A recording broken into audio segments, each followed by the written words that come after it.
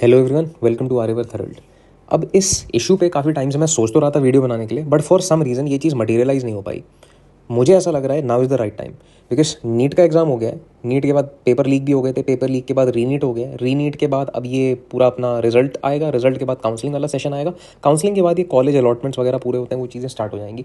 और ये इशू पे बात करना इस टाइम पे बहुत ज़्यादा ज़रूरी है, एटलीस्ट कॉलेज मेडिकल कॉलेज वाला जो पूरा सेशन होता है उसको शुरू होने से पहले। बिकॉज मेरे को ऐसा लग रहा है ना, जिस इशू के बारे में हम लोग अभी बात करने वाले हैं उसको काफ़ी हद तक इंस्टीट्यूशनलाइज कर दिया गया है और नॉर्मलाइज भी कर दिया गया है। सो हम इसे कवर करते हैं। पहले हम जिस चीज़ को कवर करने वाले हैं उसे देख लेते हैं इस वीडियो में। उसके बाद मैं सोच रहा हूँ रीसेंट ट्रेंड्स वगैरह जो भी है ना इस पे जो एटलीस्ट मीडिया वालों ने, जहाँ तक मेरे को लगता है कि प्राइमरीली जो मैंने अपनी रिसर्च पे देखा था, कुछ ज़्यादा कवर किया नहीं था, बट फिर भी आज की डेट में इस टाइम पे अगर कुछ आ गया है नया तो फिर मैं उसको देखने की कोशिश करूँगा, उसको फर्दर हम अपने डिस्कोर्स में लेने की कोशिश करेंगे कि भाई इस इशू को कैसे ठीक करा जाए, मिटिगेट कैसे करा जाए और आगे कैसे बढ़ा जाए, इस चीज़ से ख़त्म कैसे करा जाए इस चीज़ को। सो हम इसे देखते हैं। अब ये स्क्रीन पे जितने भी लोग आप देख पा रहे हो, all of them have been a victim of this issue. सभी के सब इस दुनिया में अब नहीं है। इनकी रैगिंग हुई थी, बहुत बुरी तरह इनका जो है टॉर्चर हुआ था और ये अब इस दुनिया को छोड़ चुके हैं। सो जो अभी हम कवर करने वाले हैं, this is a report which is compiled by Save organisation. Save organisation एक NGO है जो कि स्पेसिफिकली एंटी रैगिंग मेजर्स को लेकर के ज़्यादा काम करता है। सो हम इसे कवर करते हैं। और ये जो रिपोर्ट है ना, ये 2022 से 24 के बीच की रिपोर्ट है, बिकॉज 22 से 24 का जो डेटा इन्होंने कॉलेजेस से कलेक्ट करके, फिर चाहे वो उनकी हेल्पलाइन हो, जो कॉलेज हेल्पलाइन थी, या फिर ऑनलाइन पोर्टल्स पे जो कंप्लेंट होती है वो हो, या फिर फिजिकल कंप्लेंट हो गई जो कंप्लेंट बॉक्सेस में दी जाती है, या फिर वोकल मीडियम से जो जा करके पर्सनली आप कंप्लेंट देते हो, तो उन सारी चीज़ों को भी इन्होंने कवर किया है। बट ये जो ट्रेंड है, ये जो डेटा इन्होंने कवर किया 22 से 24 तक का है, बट ये ट्रेंड भी इंपॉर्टेंट है 22 से 24 वाला। 24 के बाद मेरे को कुछ ज़्यादा मिला नहीं था, to be very honest, but हम देखने की कोशिश करेंगे कि जस्ट इन केस अगर कोई नई चीज़ अगर मेरे को मिल जाती है तो मैं फिर उसको अपने डिस्कोर्स में लेने की कोशिश करूँगा। तो ये एक द हिंदू का आर्टिकल है। अब दिल्ली हाई कोर्ट ने एक ऑब्जर्वेशन अपनी दी थी। इस ऑब्जर्वेशन में दिल्ली हाई कोर्ट ने बोला था UGC के एंटी रैगिंग सिस्टम जो है, एंटी रैगिंग मेजर्स वगैरह हैं, वो फेल हो चुके हैं। और ये 2025 में उन्होंने बोला था, जुलाई 2025 में। इसके बाद हम ना ये विश्व जागृति mission versus central government of India 2001 की जजमेंट है, इसमें रैगिंग की थोड़ी ब्रॉड डेफिनेशन देने की कोशिश करी है। अब इन्होंने रैगिंग को डिफाइन तो कर दिया है इस पर्टिकुलर पैराग्राफ में, डेफिनेशन के साथ साथ रैगिंग का पर्पस भी इन्होंने बड़े ब्रॉड पर्सपेक्टिव से डिफाइन किया है। अब रैगिंग की डेफिनेशन देना इंपॉर्टेंट है, बट वो रैगिंग होती क्यों है ये समझना भी इक्वली इंपॉर्टेंट है, बिकॉज जब तक हम ये चीज़ समझेंगे नहीं रैगिंग होती क्यों है, लोग लेते क्यों हैं, तब तक हम उस चीज़ को मिटिगेट नहीं कर पाएंगे, राइट सॉल्यूशन हम लोग नहीं दे पाएंगे। सो रैगिंग में इन्होंने डिसऑर्डरली कंडक्ट को, जो कि आप वर्ड्स के थ्रू या फिर रिटन फॉर्मेट में आप उस चीज़ को कर रहे हो, बोल रहे हो, टीज कर रहे हो, किसी और दूसरे स्टूडेंट को, स्पेसिफिकली फ्रेशर को आप रूडनेस की तरीके से आप बात कर रहे हो, और ऐसी चीज़ें आप करते रहे हो जो कि उनके अंदर एक तरीके का psychological harm, physical harm, annoyance, ये सारी चीज़ें कॉज कर रहा है।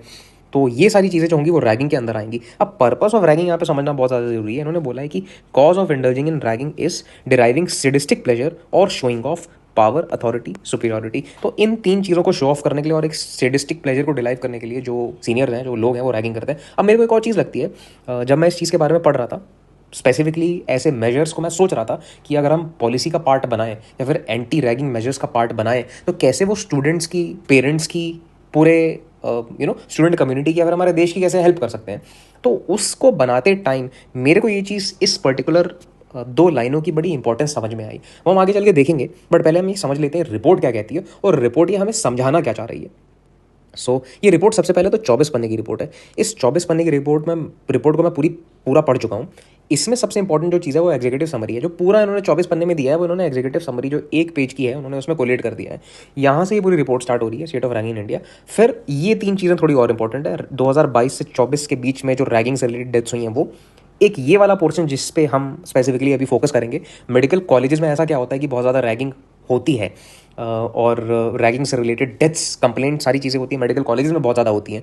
तो ये भी एक स्पेशल केस इन्होंने कवर किया है, और यही स्पेशल केस को हम अपना बेस बना करके आगे क्या रैगिंग से रिलेटेड एंटी मिटिगेटिंग मेजर्स होने चाहिए वो हम उसे डिज़ाइन करेंगे, और सजेशन लेंगे आप लोगों से भी कमेंट में।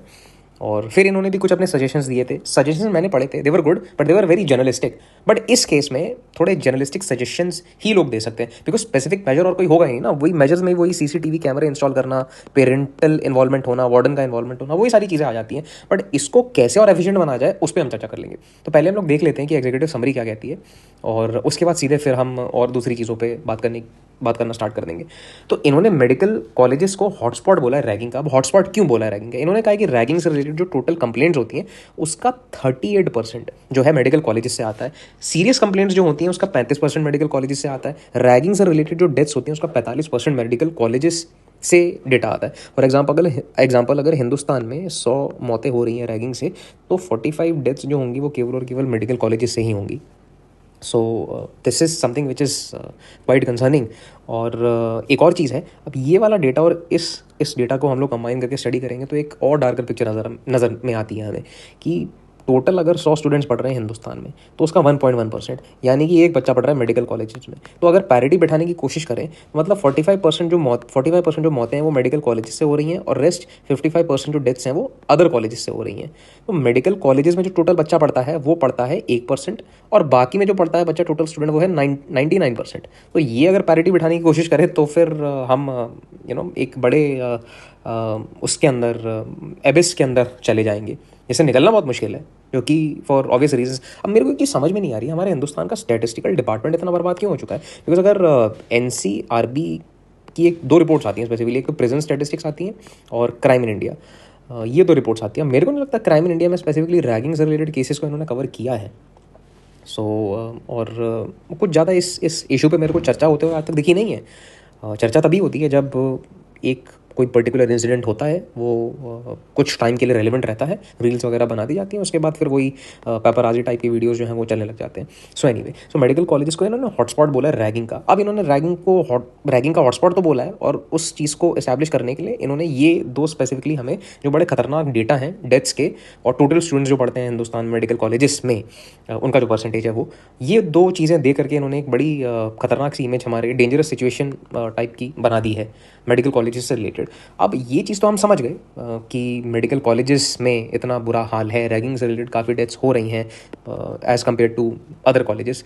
बट ये वजह क्यों हो रही है? वजह इस रिपोर्ट में उतनी मेरे को दिखी नहीं। ये 24 पन्ने मैंने पढ़े थे बट मेरे को नहीं दिखी। फिर इन्होंने रिकमेंडेशंस अपनी दे दी हैं। सो मैंने बोला कि 24 पन्ने में इन्होंने यही पूरी रिपोर्ट को एक पेज की एग्जीक्यूटिव समरी में पूरा समराइज़ करके इन्होंने दे दिया है। सो हम एग्जीक्यूटिव समरी पढ़ते हैं, फिर हम समझने की कोशिश करेंगे।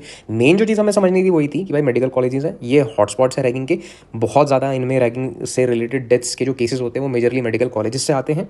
और ये तब हो रहा है जब केवल एक 1.1% स्टूडेंट जो है पूरे देश का वो मेडिकल कॉलेजेस में पढ़ रहा है, which is a very bad situation. तो हमें ये देखना पड़ेगा ना कि मेडिकल कॉलेजेस में अब ऐसे क्या सर्कमस्टांसेस हो जाते हैं जिनकी वजह से ये चीज़ें हो रही हैं। वो सर्कमस्टांसेस समझने के लिए इस रिपोर्ट को मैंने पढ़ा था, बट मेरे को वो चीज़ समझ में नहीं आई कि अगर हो रहा है, इतना खतरनाक डेटा है, तो वो इतना खतरनाक डेटा है क्यों? तो अगर आप लोगों के पास कोई रीज़न है तो प्लीज़ मेरे को इस वीडियो में बताइएगा कमेंट सेक्शन में जा करके। बट मुझे तो इनिशियली इस रिपोर्ट में नहीं दिखे थे, आगे जा करके मैंने थोड़ा रिसर्च करने की कोशिश करी थी, जो कि हम अभी फिर से करेंगे, जा करके गूगल वगैरह पे थोड़ा देखेंगे, रिसर्च करेंगे। तो अगर हमें कोई चीज़ मिलती है फिर उस पर हम चर्चा करेंगे। एनीवे, सो की रिकमेंडेशन जैसे मैं बता रहा था कि एक CCTV इस्टेब्लिश कर दो, डेडिकेटेड सिक्योरिटी गार्ड्स होने चाहिए। डेडिकेटेड सिक्योरिटी गार्ड तो वही है ना कि सेंसिटाइज जो होंगे इस इशू से रिलेटेड, उन्हें पता होगा रैगिंग का मतलब क्या होता है। एनोनिमस कंप्लेंट बॉक्सेस होने चाहिए। इन सब चीज़ों से तो काफ़ी लोग कंप्लाई कर लेंगे, बट फिर भी अब ये सारी चीज़ें जो हैं ये हैं हिंदुस्तान में, ये 2022 और 24 के पीरियड से भी पहले हैं, बट ये चीज़ें रोक नहीं पा रही हैं ना इसको, रैगिंग से रिलेटेड जो मौतें हो रही हैं हिंदुस्तान में। तो सबसे पहले तो हमें समझना पड़ेगा मेडिकल कॉलेजेस में अगर हो रही हैं तो इतनी क्यों हो रही हैं। उसके बाद फिर हम एक अप्रोच डिज़ाइन करेंगे, पिरामिडल अप्रोच, जिसको बॉटम्स अप थोड़ा अप्रोच बोलेंगे, कि नीचे जो बेस होगा फिर ऊपर होगा, और ऊपर जो चीज़ होगी वो इन बाकी सारी जो नीचे जो बेसिस हैं उन पर डिपेंड करेगी कि ऊपर वाला पोर्शन, सबसे ऊपर प्रोसिक्यूशन है तो प्रोसिक्यूशन अवेयरनेस पे और बाकी सारी चीज़ों पे कैसे रिलाई करेगा, कैसे और स्ट्रेंथन होगा, उसको हम समझने की कोशिश करेंगे। तो हमने ये चीज़ तो जान ली कि मेडिकल कॉलेज की सिचुएशन बहुत ख़राब है, बट क्यों है वो हमें नहीं पता। एंड देयर आफ्टर फिर वही सेव ऑर्गेनाइजेशन के बारे में थोड़ा इन्होंने बताया है, state of ragging in India के बारे में बताया है थोड़ा बहुत। फिर इन्होंने टॉप यूनिवर्सिटीज़ हो गई और जहाँ से मेजरली वो कंप्लेंट्स आती हैं, जैसे अटल बिहारी वाजपेयी मेडिकल यूनिवर्सिटी है यूपी में, 34 कंप्लेंट्स 2024 का इन्होंने डेटा दिया है। लखनऊ यूनिवर्सिटी से 15 कंप्लेंट्स आई रैगिंग की। तो वो कंप्लेंट्स है जो कि कंप्लेंट्स ऑफिशियली रजिस्टर हुई हैं, जो नहीं हुई हैं उनका तो फिर भगवान भरोसे। फिर यही मेडिकल कॉलेजेस ये सारी चीज़ें पूरी चलती जाती हैं. So this is something. थोड़ा और जाने की समझने की कोशिश करते हैं कि मेडिकल कॉलेजेस में ही ऐसे इतने ज़्यादा केसेस क्यों आते हैं, क्यों होते हैं. सो देखते हैं थोड़ा हम जाके. मैंने इसको थोड़ा गूगल पे भी मैंने ये टाइप किया था, रैगिंग इन इंडिया ट्रेंड्स. इस ट्रेंड को दोबारा मैं टाइप करके इसको मैं देखने की अगर कोशिश करूँ तो मेरे को वही state of ragging in India वाली जो रिपोर्ट है 22 और 24 की वही नज़र आती है. फिर ये AI से रिलेटेड थोड़ा डेटा वही उन्होंने इस रिपोर्ट को समराइज़ कर दिया कि 38 से 40% है. फिर 45% ऑफ रैगिंग रिलेटेड डेथ्स जो हैं वो मतलब ऐसे marked as severe introduction drills in hostels, ये यही सारी चीज़ें. सो इन्होंने इसको ऐसे कवर कर दिया है. तो मोटा माटी अगर मैं देखूँ ना, मैं देखता हूँ न्यूज़ पे कुछ अगर मुझे मिला है. So 19 college girls suspended for ragging in Maharashtra, ये सब न्यूज़ थोड़ी बहुत आ रही है. अच्छा, एक और चीज़ मैंने ये वाला जो मेडिकल डायलॉग्स, ये एक स्पेसिफिकली ब्लॉग या फिर वेबसाइट आप कह लीजिए, जो कि मेडिकल कॉलेजेस में जो चीज़ें होती हैं उनसे रिलेटेड इश्यूज़ को कवर करा जाता है यहाँ पे. तो मैंने इसके बारे में इस चीज़ के बारे में कि भाई मेडिकल कॉलेज में इतनी ज़्यादा रैगिंग क्यों होती है, रैगिंग से रिलेटेड डेथ्स क्यों होती हैं, अपनी फर्दर रिसर्च करने की मैंने कोशिश करी थी. बट वो मेरे को समझ में नहीं आया कि अब यहाँ पे भी वो सेटिस्फैक्ट्री जो रीज़न देना चाहिए ना कि रैगिंग हो रही है तो क्यों हो रही है. और अगर इंट्रोडक्शन है तो वो रैगिंग थोड़ी ना है, बिकॉज इंट्रोडक्शन में नाम पूछ रहे हो, कहाँ से हो, क्या हो, ये पूछ रहे हो. That is introduction. अब इंट्रोडक्शन ले करके थोड़ी ना लोग मरते हैं. लोग अगर मर रहे हैं दैट मीन्स कोई ना किसी लेवल की उनके साथ ब्रुटैलिटी तो हो रही है. तो वो जो मेरे को है ना, वो मेरे को नहीं मिली यहाँ पे. थोड़ा बहुत NHRC का हवाला इन्होंने दिया यहाँ पे. अगेन वही सेफ ऑर्गेनाइजेशन की रिपोर्ट है, वो मिलेगी यहाँ पे. तो टॉप 5 मेडिकल कॉलेजेस की इन्होंने बात कर दी, बट रीज़न फॉर रैगिंग जो है ना वो मेरे को नहीं मिला यहाँ पे. सो रीजंस फॉर रैगिंग हम ढूंढने की एक बार कोशिश करते हैं. उससे पहले एक और चीज़ मैं आपको दिखा दूँ यहाँ पे. सो ये 252 पेज की एक रिपोर्ट है, ये आपको मिल जाएगी यहाँ पे. अगर आपको पढ़ना है तो आप पढ़ सकते हो ugc.government.in की वेबसाइट पे जाके. तो इस रिपोर्ट का नाम है psycho social study of ragging in selected education institutions in India. बड़े डिटेल्ड रिपोर्ट है, इसको आप देख सकते हो, पढ़ सकते हो. बट जितनी समरी मैंने बता दी है, बिकॉज हमें क्या करना है ना, हमें पता है रैगिंग का मतलब क्या होता है. रैगिंग का मतलब ये नहीं, इंट्रोडक्शन नहीं होता. रैगिंग का मतलब कि कुछ ना कुछ it is a form of torture. अगर मैं इसको यहाँ पे ऐसे एक्सप्लेन करने की कोशिश करूँ, सो दिस इज़ बुलिंग. अगर ये बुलिंग है, अगर ये बुलिंग का बहुत बड़ा सा वेन डायग्राम मैंने बनाया है, तो रैगिंग जो होगा वो इसका एक सब पार्ट होगा, कैटेगरी स्पेसिफिकली होगी. So bullying is a very broader term, because अगर वर्कर ए है, वर्कर ए काम पे वर्कर बी की बुलिंग कर सकता है, this would not be ragging. So ragging जो होती है वो इंस्टीट्यूशंस में ही होती है. तो जूनियर सीनियर वाली जो हायरार्की है कि भाई ये सीनियर है, ये जूनियर है, ये सीनियर ही जूनियर की लेगा रैगिंग. जूनियर अगर सीनियर के साथ कुछ कर रहा है तो हो सकता है वो बुलिंग हो, बुलिंग की कैटेगरी में है. बट वो रैगिंग स्पेसिफिकली जो है वो सीनियर जूनियर वाली जो हायरार्की है उसमें इस्टेब्लिश होती है यहाँ पे. सो ये चीज़ है. तो हम देखने की इसको अभी फॉर नाउ कोशिश करते हैं कि कुछ हमें नया मिले, समझ में आए. Reasons for ragging in medical colleges.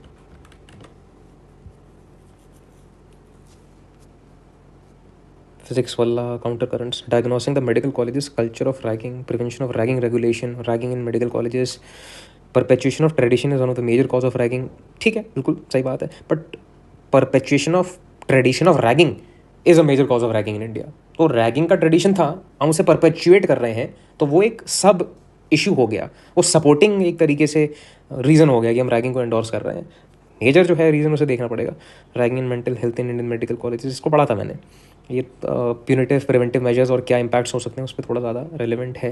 अब मेरे को पता है जब चीज़ों का आंसर नहीं मिलता तो मुझे ऐसा लगता है कि पूरा वगैरह में जा करके चीज़ें देखना, खंगालना ना, it is more relevant. So 2-3 tabs वगैरह खोल करके बैकग्राउंड में आप देख सकते हो. Why is ragging so prevalent in Indian medical colleges. ये है mandatory dress codes to get nude. So यही है. परफेक्ट नहीं नहीं नहीं नहीं, तो कोरा वाले तो कुछ भी देना स्टार्ट कर देंगे. Diagnosing the medical colleges, cultures of ragging and harassment on campus. Kerala so and so ragging and harassment, we were inform mass calls of ये crouching chicken, being a student, symbolic acts. These symbolic acts or performances highlight the expectation that being senior student means being authoritative, masculine, uncontrolled, treating junior students as slave to be regulated. Incidents of ragging are often justified as efforts at socializing, getting to know each other, viewed as rites of passage for institutional membership in an informal sense. ठीक है. Ragging is more complex ontological process than getting to know each other.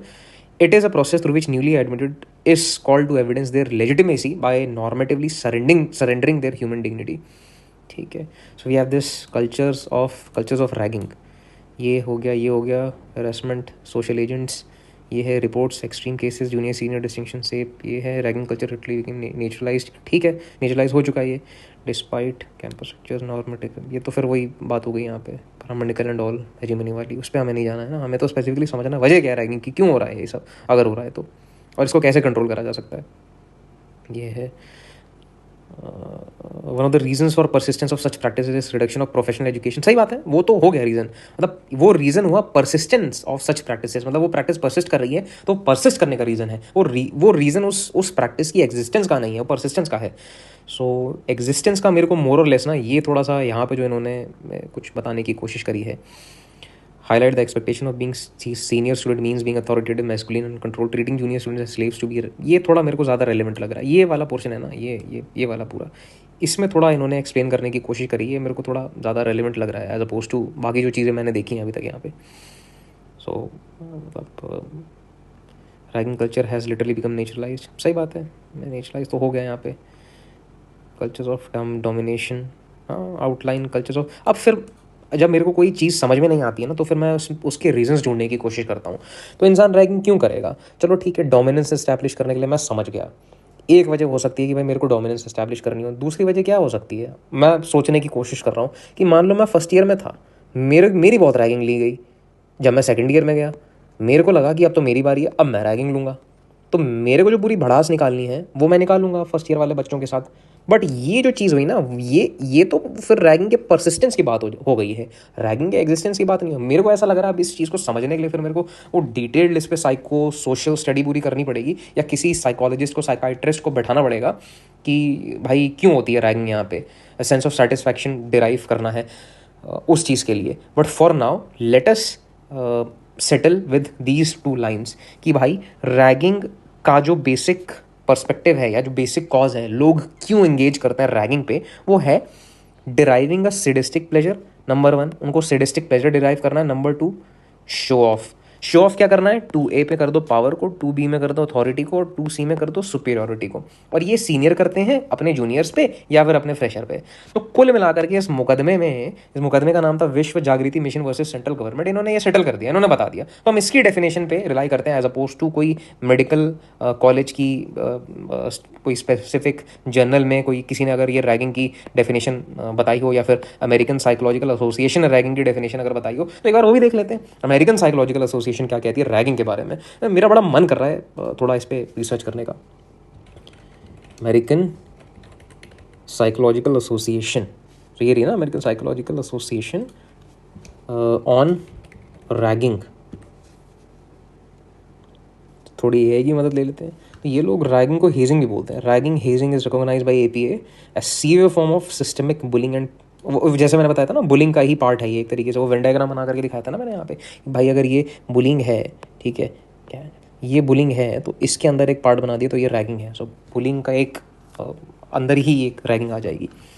So emphasis की इन्होंने बात करी है. आप फिर pub made में अगर जा करके हम थोड़ा देखें, इतना डिटेल में हम लोग जा रहे हैं, मेरे को लगता है इतना डिटेल में जाने की ज़रूरत नहीं है. जब हमें हमारे ऑनरेबल कोर्ट ने ये चीज़ बता दी है कि भाई ये तो कानून हुआ ना, ये जो 2001 की जो जजमेंट है, अब ये तो this is a norm that has to be followed by everyone. अब इन्होंने बोला है कि रैगिंग का कॉज ये है, तो भाई है ये, तो हम इसी पे अभी रिलाई करते हैं. अब ना जब उस इशू को मिटिगेट करने की बात होती है कि इसको कैसे जो है पूरा ख़त्म कर दिया जाए, तो यहाँ पे हम इस अप्रोच को फॉलो कर सकते हैं. अब ये जो पिरामिडल अप्रोच है, बॉटम्स अप अप्रोच है कि भाई हमें नीचे से प्रायोरिटी देना शुरू करना है ऊपर तक, तो इस अप्रोच को इंस्टीट्यूशनलाइज और नॉर्मलाइज करना जो है बहुत ज़्यादा ज़रूरी है. बच्चों को पता होना चाहिए इस चीज़ के बारे में. स्टार्टिंग 11-12 से ही हो जानी चाहिए, मुझे ऐसा 11-12 क्या 9 और 10 से ही हो जानी चाहिए, मैं तो कह रहा हूँ. पेरेंट्स को भी पता होना चाहिए इस चीज़ के बारे में. सो ये जो अप्रोच है ना, इसमें जो फाउंडेशन सबसे पहले जो है, सबसे इंपॉर्टेंट बेस जो है वो अवेयरनेस का है. अवेयरनेस जो है वो फाउंडेशन है मॉनिटरिंग की. मॉनिटरिंग अवेयरनेस मिल करके रिपोर्टिंग की फाउंडेशन बनाते हैं. रिपोर्टिंग, मॉनिटरिंग, अवेयरनेस, इंक्वायरी के बाद जो आता है वो है प्रोसिक्यूशन. अब ना मॉनिटरिंग तब अच्छी होगी जब अवेयरनेस होगी, रिपोर्टिंग तब अच्छी होगी जब मॉनिटरिंग अवेयरनेस होगी. तो ऐसे करते करते फिर हम ऊपर चलते जाते हैं और ये पूरी जो है ये स्ट्रॉन्ग हो जाता है. ये पूरा जो पिरामिड है ना, इसको फॉलो करना पड़ेगा. स्क्रीनशॉट, फोटोज़, इसको बढ़िया से क्रेयन्स वगैरह बना करके हर किसी के पास होना चाहिए. प्रिंसिपल, HOD, डीन वगैरह जो भी है कॉलेज में, सबके पास होना चाहिए, हर क्लास में होना चाहिए. ये चीज़ है। अब अवेयरनेस में क्या है ना, ये ट्रेडिशनल अपने जितने भी मीन्स हैं, कि भाई हमने पोस्टर्स बना दी, ओरिएंटेशन कर दिया, और प्रोग्राम्स वगैरह जो भी हम नुक्कड़ नाटक वगैरह करवाते हैं उन सब में हमें दिखा दिया। एक काम हम कर सकते हैं ना, इसमें लेटेस्ट जो ऑडियो विजुअल जो मीन्स हैं उनकी मदद ले सकते हैं। यूट्यूब पे जो डॉक्यूमेंट्रीज होती हैं उनकी मदद ले सकते हैं। तो यूट्यूब पे कई डॉक्यूमेंट्रीज मिल जाएंगी रैगिंग पे हमें। सो जैसे अगर मैं देखूँ रैगिंग डॉक्यूमेंट्री, सो हाँ काफ़ी सारी रैगिंग पे डॉक्यूमेंट्रीज मिल जाएंगी। सो ये मोहक मंगल जी का है, और फिर ये वाली है एंटी रैगिंग पे जो शॉर्ट फिल्म ये जो बनाई गई है, डॉक्टर ईगल्स बायोलॉजी। सो इस तरीके के जो है ना कंटेंट क्रिएटर्स वगैरह है रैगिंग पे जो कई सारे वीडियो बना रहे हैं, उनको हमें दिखाना चाहिए। फिर मतलब ये है ना, सो विक्टिम्स वगैरह की भी टेस्टिमनीज जो है वो सामने लेकर के आनी चाहिए। सो भला होगा लोगों का, काफ़ी लोगों का भला होगा। एटलीस्ट विक्टिम्स का नहीं हो पाया उतना, बट आगे चल के लोगों का होगा। मॉनिटरिंग में फिर वही बेसिक चीज़ें, CCTV कैमराज हों, वार्डन्स हों, इंस्पेक्शन हो, सरप्राइज एंटी रैगिंग कमिटीज़ हों। तो ये सारी चीज़ें तभी स्ट्रेंथन हो पाएंगी जब अवेयरनेस बहुत अच्छी होगी लोगों के बीच में। पेरेंट्स अवेयर होंगे, सिबलिंग्स अवेयर होंगे, स्टूडेंट्स अवेयर होंगे, सब अवेयर होंगे। रिपोर्टिंग में हमें पता है कि एनोनिमस रिपोर्टिंग को हमें इनकरेज करना चाहिए। एनोनिमस मतलब इस चीज़ को इतना नॉर्मलाइज कर दो कि एनोनिमस की जगह मतलब लोग सामने सामने आके बोलने लगे। ईमेल होना चाहिए, कंप्लेंट बॉक्सेस होने चाहिए, हेल्पलाइन होनी चाहिए, बहुत बेसिक है। इंक्वायरी में इंटरनल कमिटीज़ हो गई, स्कूल्स की हो गई, कॉलेजेस की हो गई, और मेडिकल कॉलेज हो गया, इंजीनियरिंग कॉलेज हो गया, सबकी अपनी अपनी इंटरनल कमिटीज़ होंगी। इंटरनल कमिटीज़ की हायरार्की हो सकती है कि एक फैकल्टी की कमेटी है, उसके नीचे जो है वो स्टूडेंट्स की कमेटी है, ऐसे करके फिर जो है वो सीनियर फैकल्टी की जो है वो कमेटी है। तो ऐसे कमिटीज़ वगैरह बनाई जा सकती है। एंड देयर आफ्टर प्रोसिक्यूशन, जब ये सारी चीज़ें जो है इंक्वायरी, रिपोर्टिंग, मॉनिटरिंग, ये जब होगा तब फिर प्रोसिक्यूशन जो है वो भी। फिर प्रोसिक्यूशन में ना ये है कि FIR, अगर FIR नहीं होती तो फिर कंप्लेंट केस में ना 156(3) ये था CRPC का। अब उसके बाद अब जो हो गया है वो 173(4), 173 क्लॉज 4 ये हो गया BNS का। तो ऐसे हम लोग कंप्लेंट फिर कर सकते हैं। मतलब प्रोसिक्यूशन तो करना पड़ा, मतलब दिस इज़ मस्ट, बिना इसके कोई काम नहीं होगा। तो प्रोसिक्यूशन इज़ मस्ट, मतलब टूथलेस टाइगर जो है एक तरीके से वो बन के ना रह जाए। ये सारी चीज़ें जो भी हैं, तो prosecution is very very very very extremely important. Because ragging ना ये एक सोशल इल है, सोशल माल प्रैक्टिस है, इसको ख़त्म करना पड़ेगा। अनटचेबिलिटी थी, इसको ख़त्म कर दिया, इसको भी ख़त्म करना पड़ेगा। कानून तो है, तब जितना जो भी है चीज़ें हमारे पास हैं, they are sufficient to deal with ragging वाला इशू। बट ये पूरा प्रोसिक्यूशन वाला जो पूरा एंगल है उसको हमें थोड़ा और स्ट्रॉन्ग करना पड़ेगा। वो स्ट्रॉन्ग कब होगा, जब ये सारी चीज़ें जो हैं वो स्ट्रॉन्ग होंगी। सो ये अप्रोच है, ये बड़ी इंपॉर्टेंट अप्रोच है, इसको हमें इंस्टीट्यूशनलाइज करना पड़ेगा। So that is it. कुछ सजेशंस वगैरह होंगे तो प्लीज़ बताना। और अगर काफ़ी अच्छे ज़्यादा सजेशंस अगर हमारे पास आ गए तो हम सोचेंगे एक लेटर वगैरह या रिप्रेजेंटेशन लिखने का UGC को, कि चेंजेस वगैरह करने चाहिए, इस अप्रोच को फॉलो करना चाहिए। तो that is it. Thank you so much. Please subscribe to our health.